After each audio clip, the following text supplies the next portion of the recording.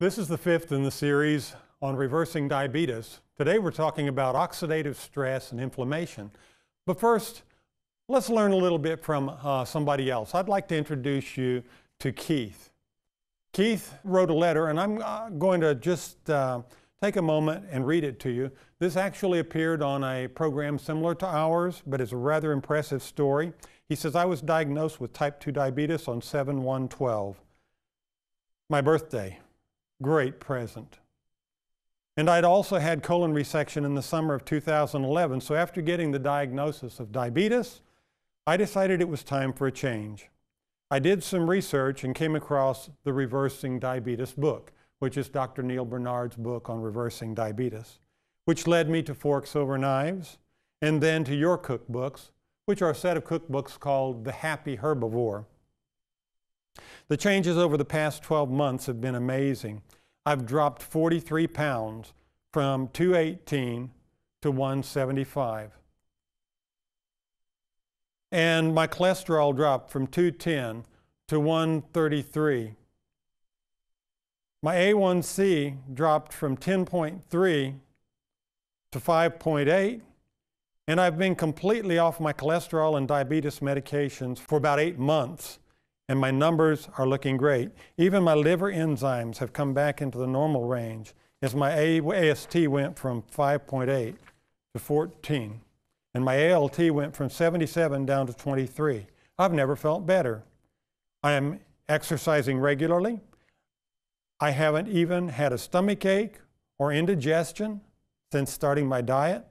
My exercise level is up and my skin is dramatically improved. I am truly amazed at the difference.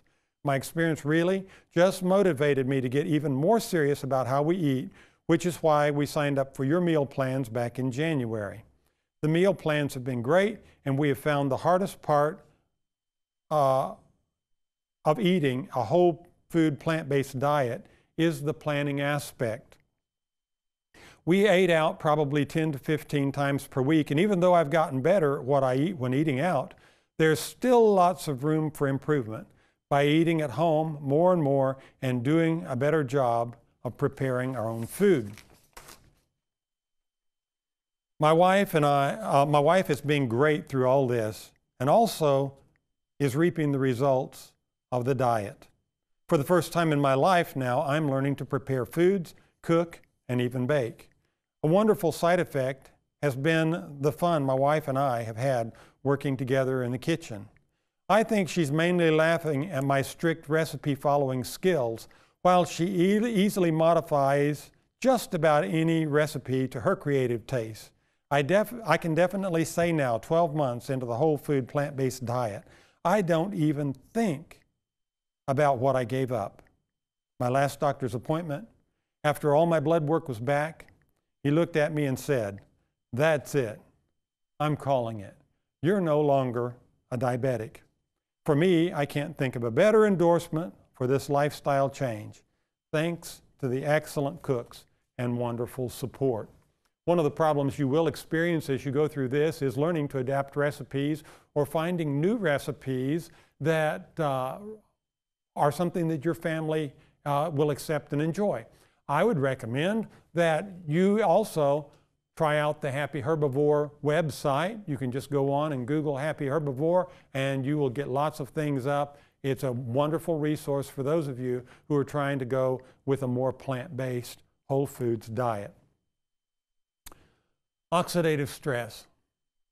I think a few years ago about going back to my grandfather's farm. He lived in the mountains of Arkansas. And as a kid, we would go there, and I'd get great pleasure out of taking a ride behind his mule team. My grandfather had been in medical school when he contracted tuberculosis. And at that time, the only cure was what they called the outdoor cure. So he had gone to the dry climate of New Mexico and lived out there until his disease came under control, and then he knew he would have to spend the rest of his life in the out of doors because at that time they didn't know about antibiotics. So he became a truck farmer and eventually settled in northwestern Arkansas. And he had had an accident as a young man which left him with tunnel vision and also night blindness. So he did not drive, and he farmed with this team of mules all his life. When I went back for a visit to the old home place, he had long since passed away, and the place had passed on to somebody else. But I walked around those old familiar stomping grounds for me, and as I did, I stumbled upon something. It was an old, decaying wagon, my grandfather's wagon. Rusty. The rims of the old wooden spoke wheels were still there. Most of the wood was rotted out of the wheels, but you could see the springs of the wagon. You could see some of the hitch still left, and I knew exactly what it was. I could not believe how it had changed over the years. It had just rusted out. That process of rusting is oxidation. Oxidation is a chemical reaction where oxygen reacts with substances. And so examples of oxidation would be fire, the browning of an apple, rust, copper, turning from its reddish color to a green color. It happens when the molecules lose an electron. It's the opposite of reduction. And so it sort of happens in balance, the losing and the gaining of an electron. And so rusting is an oxidation reaction. Well, this kind of reaction is happening in your body. When you develop diabetes, you begin aging about 5 times faster than the general population. And that's due to a process of oxidative stress. It's caused by these oxidation reactions which create free radicals. And free radicals are dangerous molecules that are missing an electron. And it acts like an electrical spark in your body. And it's like everything that this molecule runs into and bumps into, it creates a spark with it, and actually causes scarring that you can see on the electron micrograph. So it steals an electron from whatever it touches, and it creates a vicious chain reaction of more free radicals. So this free radical comes along, and here's a diagram of a free radical. You have a nucleus of an atom. You have 2 electrons in an inner shell. Then you have an outer shell, and usually these electrons are paired up, but this one is losing one, so now you have an uneven number there.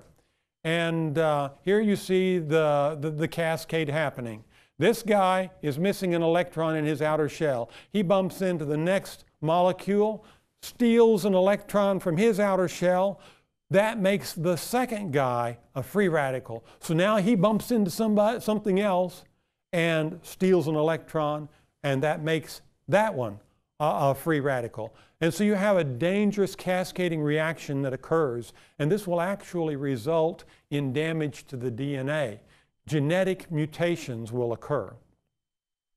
Now, at the beginning of our series, I talked about a tiny little furnace that's inside the cell. This is an electron micrograph of a cross-section of several of these tiny little furnaces, which have been dyed orange in here so you could actually see them. And we call those tiny furnaces mitochondria. That's where the metabolism takes place. And that's where all this altered metabolism is happening when you get too much gum in the locks of the cells. Here's another mitochondria. It's been given sort of a purple color so you can see it and make out some of its shape.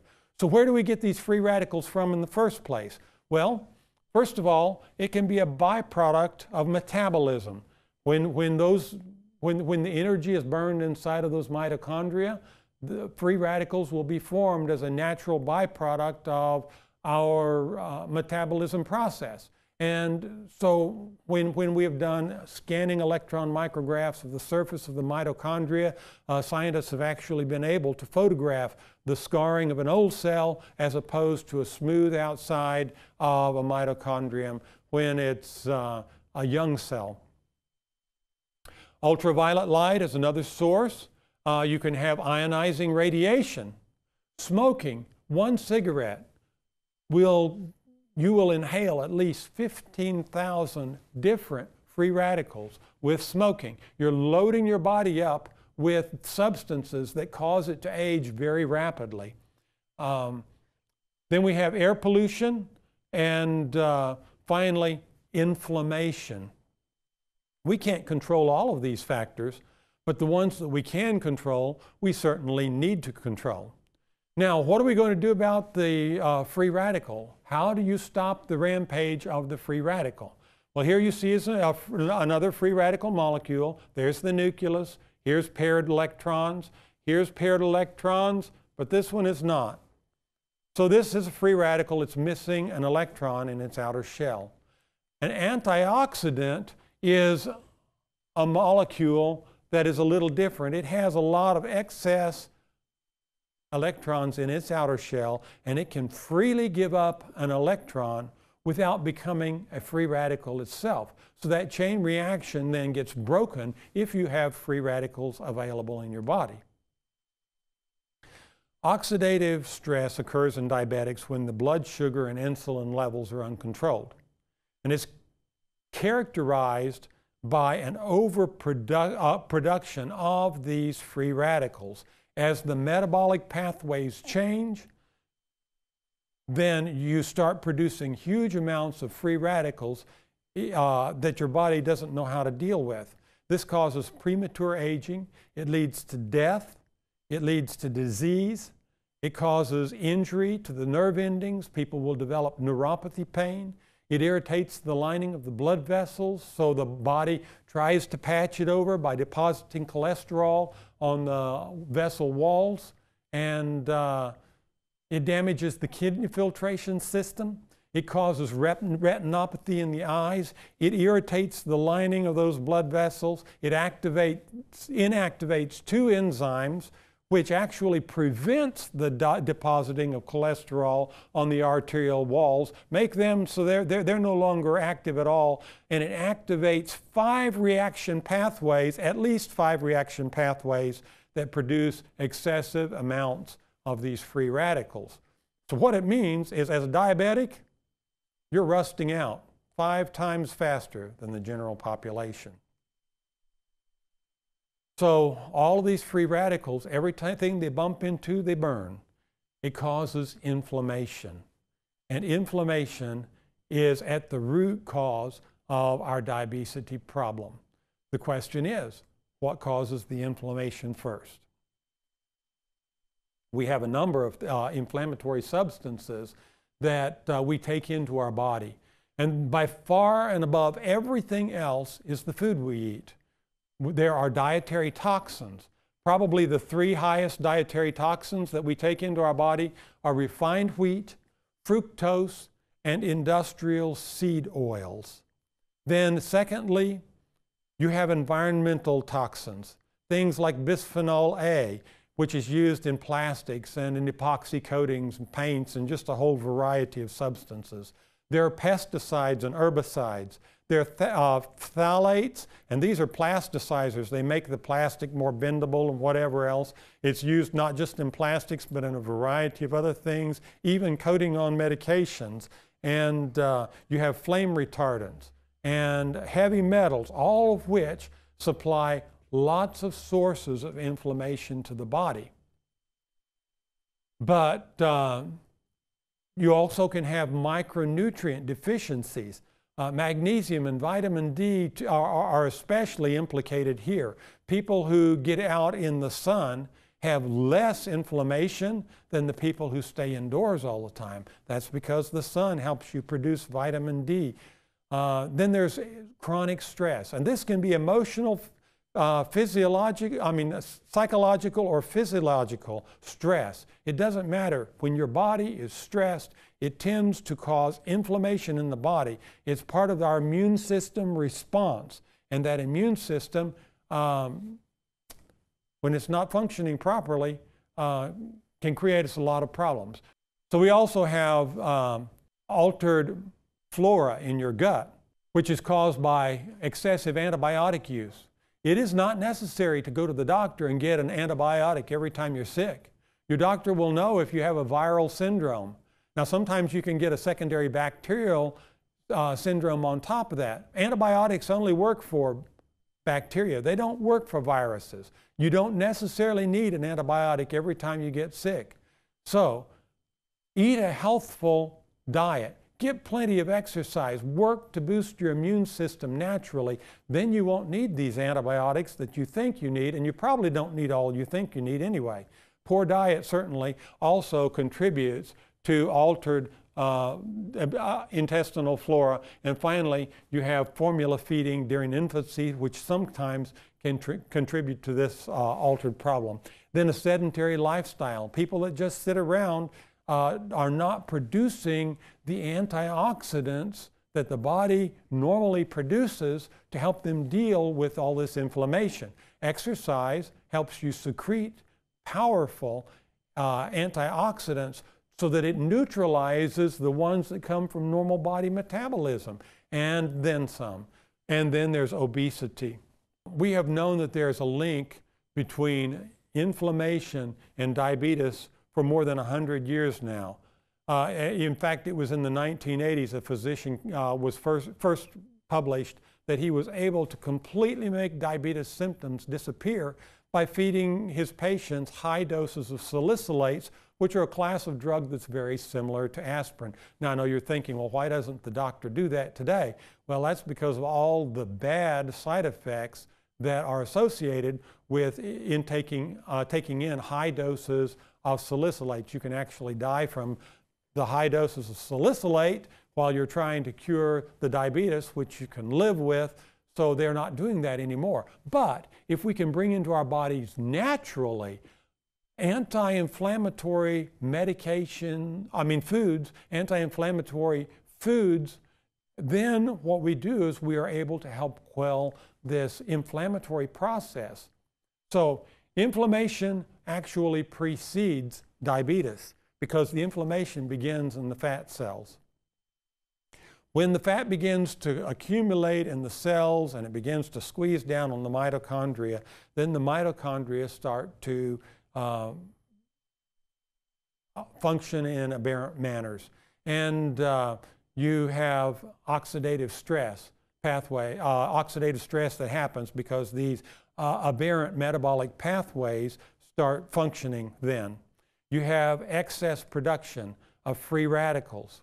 You also can have inflammation of fat tissue, which causes insulin resistance. You can have inflammation of the brain, which causes leptin resistance. You can have inflammation of the gut, which causes leptin resistance and insulin resistance.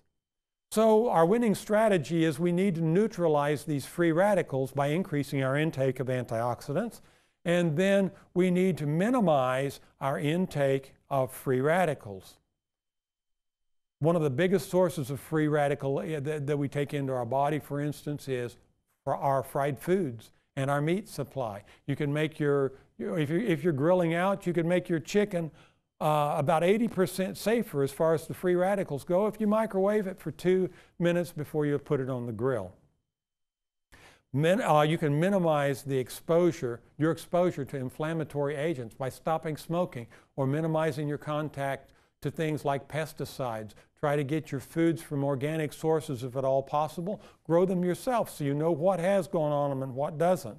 And increase your intake of anti-inflammatory foods. These are the high nutrient foods, especially those first 3 classes that we looked at last session on our food list.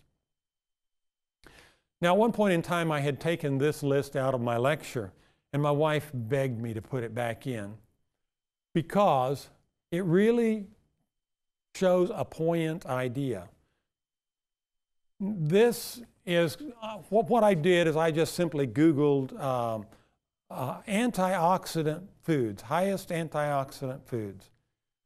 And I came up with this list, and it's a wonderful list that was prepared. You can find it at themodernsurvivalblog.com. And I recommend you go there and read as much as you can about antioxidants. But Ground cloves are at the top of the list, and this number out here to the side is what we call an oxygen radical absorbance capacity. In other words, it's how many free radicals can be absorbed by this type of food, a certain amount of this food. And so cloves is very high, very, very high antioxidant. 314,000. Right behind it is sumac brand. And cinnamon.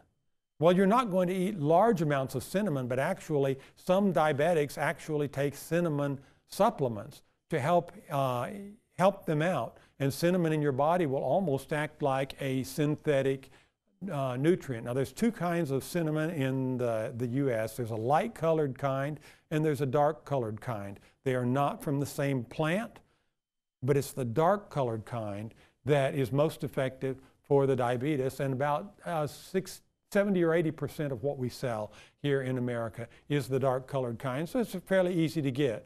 Sorghum brand, oregano, turmeric. I know a lot of people that actually take turmeric in place of pain medications because of its anti-inflammatory process. It quells the inflammation which causes the pain, so that they don't even need the pain medication in the first place. It's not a painkiller. It probably takes 3 or 4 days, maybe a week, to begin working on your body to where you can tell that you have it on board, but the pain levels just go right down. Acai berry, there's sorghum, sumac, cocoa.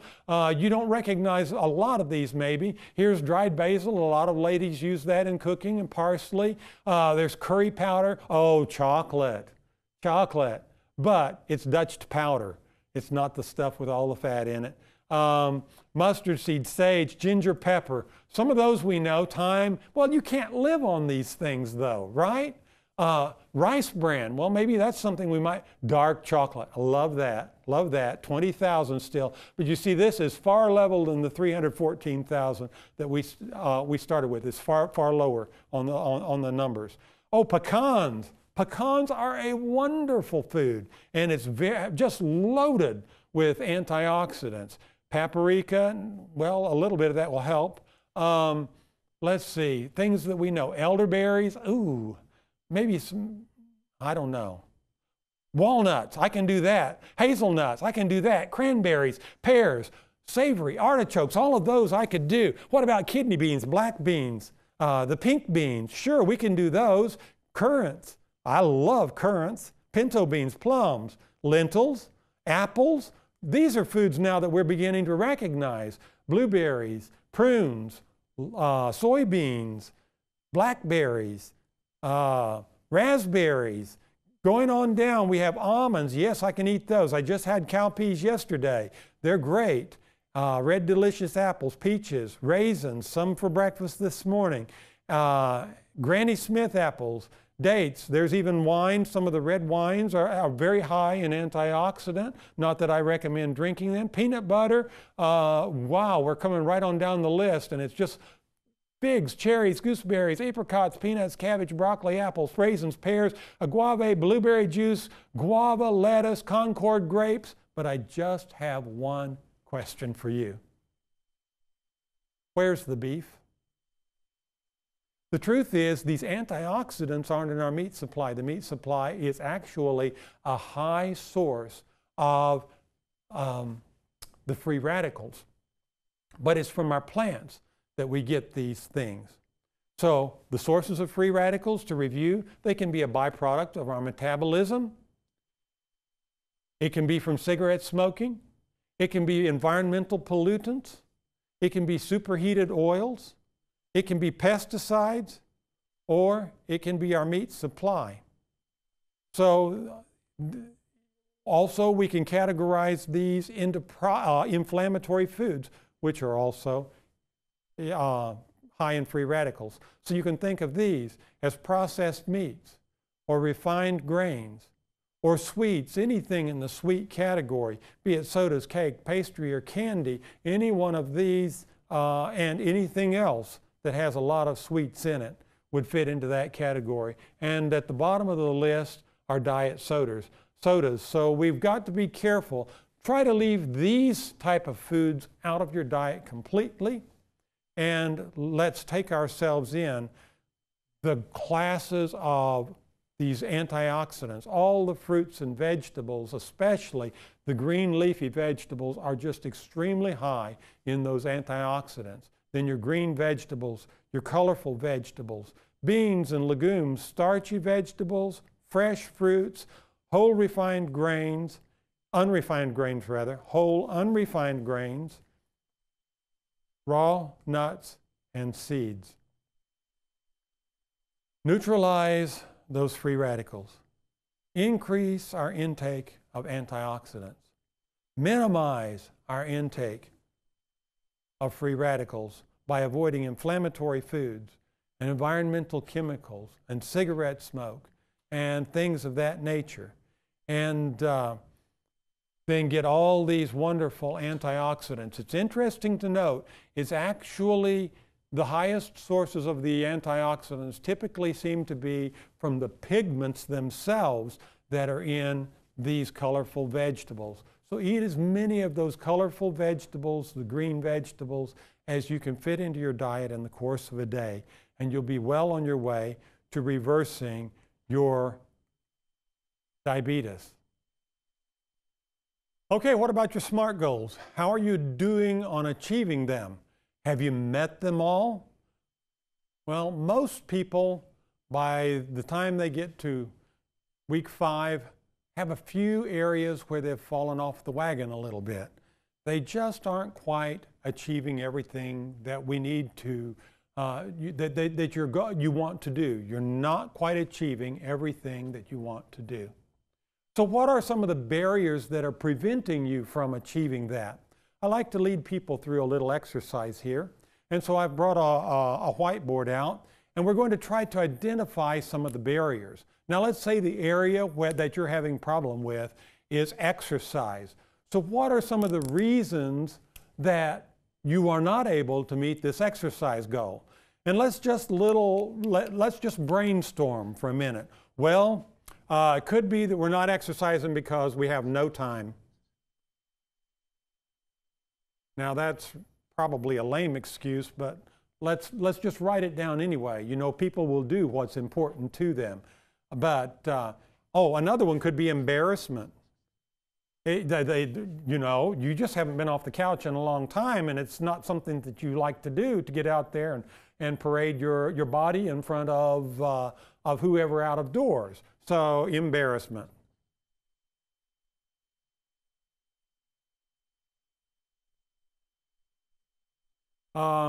Then what are some of the other reasons why you don't do your exercise? Too tired, okay?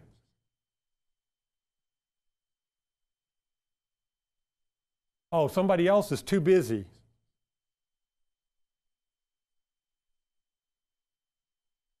Have too many family responsibilities.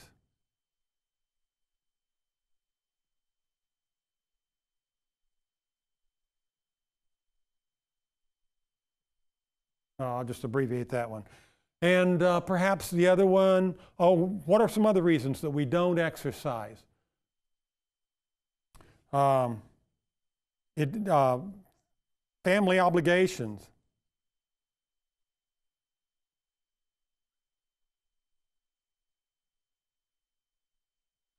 Spend time actually expanding this list.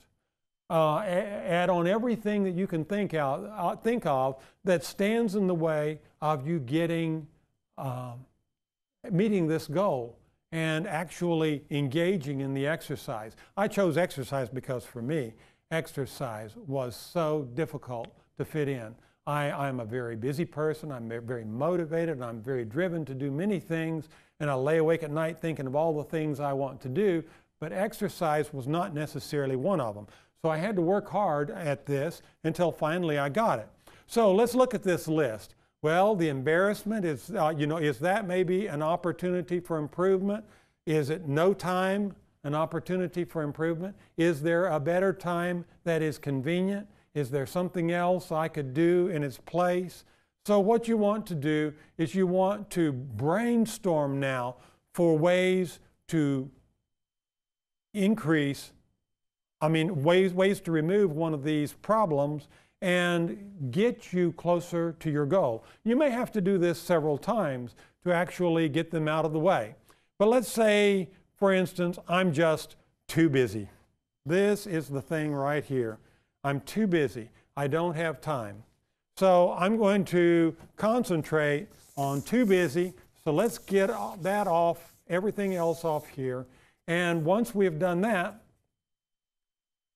what are ways that I can improve on being too busy? Oh, okay. Budget my time.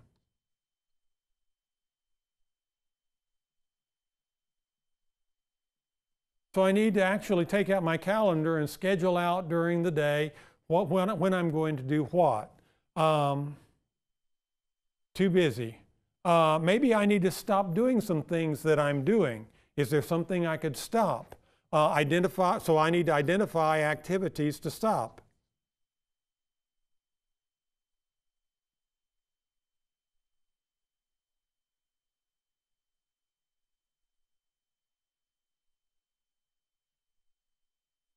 And what else is taking my time? Perhaps I'm inefficient. So maybe I need to become more efficient.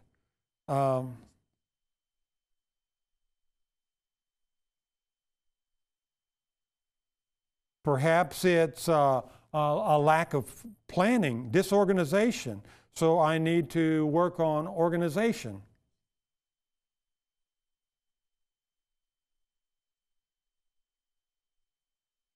Maybe it's just a matter of timing. Maybe I'm thinking that I have to do my my exercise in the middle of the day because I'm trying to sandwich it in 2 hours before the meal so that I get the best bang for the buck in exercising. And I'm so hung up on that that I can't find a time in my schedule to do that. And for me, this is where I went next. Timing. So when can I do the timing? What would be the best time of day to exercise? And I looked at my personal schedule from the time I leave, long days at the hospital, when I finally get home, I'm tired. There's just time to unwind a tiny bit and get to bed. You get up, you shower, and get ready for the day, eat breakfast, have devotions, get out of there. I said, I just can't fit it in. But then I thought, well, what about the very first thing in the morning? Get up, I go do my burst training, then I have my devotions and my breakfast and get dressed and I'm on the way. And I said, I can do that. I can do that. So we began doing that, and that's actually working. So I went through this process, and for me, I solved the exercise problem with my SMART goals because I actually identified whatever. So here are your steps. Identify the barriers. Select one to work on. Then brainstorm for ways to remove the barrier. Select your opportunity to improve, and then carry out your plan. Then later on, come back, reevaluate it, and see if you cannot, in your own personal life, make some significant changes toward achieving your health goals.